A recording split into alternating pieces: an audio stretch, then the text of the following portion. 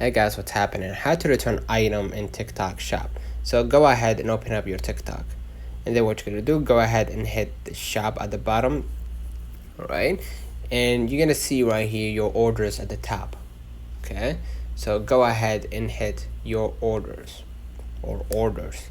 Okay, and as you can see, you're gonna see the basically products or items that you bought and what's their status, right? If your order status is completed, in processing, whatever, you can actually return the item or ask for a refund, right? So select the order, or excuse me, select the product, right? And then go and follow the on screen right here, the on screen screenshot, to basically select the reason why obviously you want to return that item, right?